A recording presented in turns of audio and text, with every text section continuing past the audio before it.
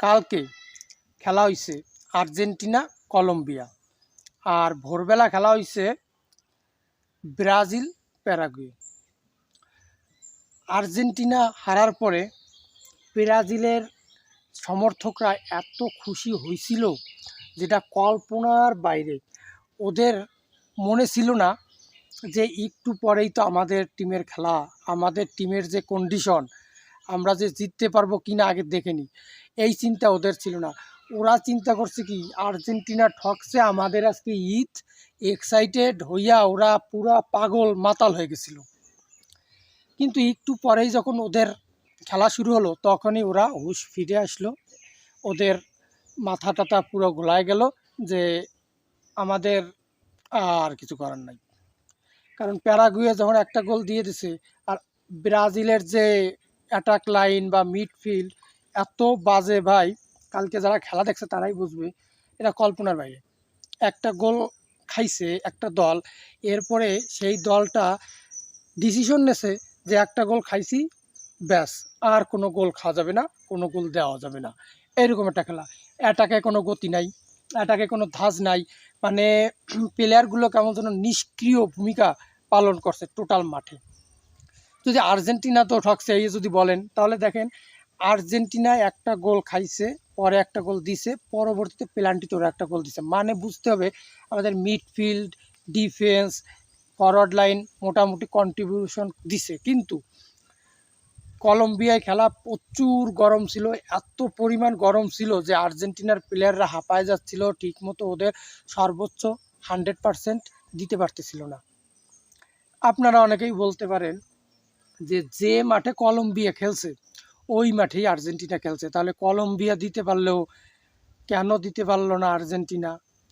আমি বুঝি কার মনে কি প্রশ্ন জাগতে পারে, এরও একটা ব্যাখ্যা আছে। কলম্বিয়ার মাঠে খেলা হয়েছে, কলম্বিয়ার প্লেয়াররা ওই মাঠে সারা জীবন খেলে আইছে, ছোটোবেলা থেকে ওই আবহাওয়ার সাথে ওদের তাল মিলানো, যেটা আর্জেন্টিনা হঠাৎ করে গিয়ে আর্জেন্টিনার সেরকম কোনো সুযোগ নাই।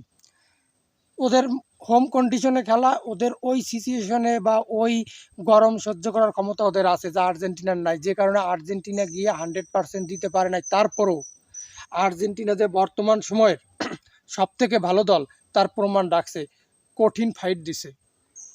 আর এদিক আমি খুশি হয়েছি কলম্বিয়া জিতছে, কারণ আর্জেন্টিনা তো অনেক দিনই ঠগে না ঠিকমতো, প্রচুরভাবে জিততেছে, ওদের কেউ ঠকাইতেই পারে না। আর এই কোপা আমেরিকার ফাইনালে এই কলম্বিয়াকেই তো ঠগাইয়া ওই লাউতারো মার্টিনেজের লাস্টে একটা অসাধারণ গোল দিয়া ওদের স্বপ্ন ভঙ্গ হয়েছে, তা ওরা একটা মধুর প্রতিশোধ নিতে পারছে। কিন্তু ব্রাজিলের সাপোর্টার যারা আছেন আপনারা অতিরিক্ত এক্সাইটেড হয়ে যান, এই জিনিসটা ভালো না। আর্জেন্টিনা ঠকছে এইটা দেখছেন, আপনারা একটু আনন্দ পাইছেন, ওইটা মনের ভিতর চাপা রাখেন, ওটা প্রকাশ করেন না। কারণ একটু পরে তো আপনাদের খেলা, আপনারা তো জানেন আপনাদের দলের যে অবস্থা এখন খুবই ভয়াবহ খারাপ অবস্থা। কখন জিতবে তা ওরা নিজেরাও জানে না, ওরা 10 ম্যাচে একটা ম্যাচ এখন জিততেছে। তো এই মুহূর্ত অবস্থায় আপনারা ডিসিশন নিয়ে ফেলছেন আর্জেন্টিনা ঠকছে, ঈদ পালন হয়ে গেছে আমাকে একটা ঈদ, আর ব্রাজিল একটু পরে জিতবে একটা ঈদ, মানে আমাদের আজকে ডবল ঈদ। এই ধরনের চিন্তা ভাবনা আপনাদের মাথায় আসে, এই জন্যই খারাপ লাগে। আপনারা আপনাদের দল সম্পর্কে আপনাদের কোনো ধারণা নাই ভাই। যারা আজকে খেলা দেখছেন তারা অবশ্যই আমার কথা বুঝবেন। ব্রাজিল আজকে খেলছে, ওদের অ্যাটাকে কে ছিল? Vinicius junior, Endrick, পাকেতা। তো আপনাদের যে ফরওয়ার্ড লাইন, হ্যাঁ আমি মানি আপনাদের ফরওয়ার্ড লাইন ক্লাব পর্যায়ে খুবই ভালো খেলতেছে, ক্লাবে আপনাদের ভালোই কন্ট্রিবিউশন আছে, কিন্তু ন্যাশনাল টিমে ফলাফল জিরো।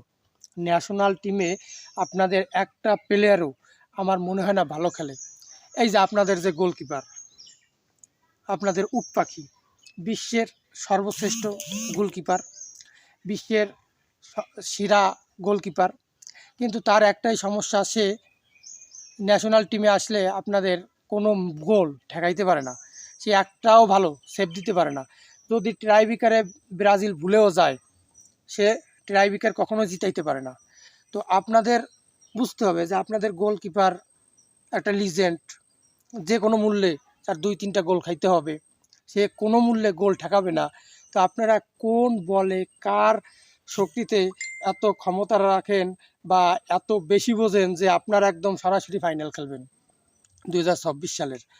আপনাদের কোচ বলছে যে 2026 সালে ব্রাজিল ফাইনাল খেলবে, আর আপনারা মানে নিলেন যে ব্রাজিল ফাইনালে চলে গেছে।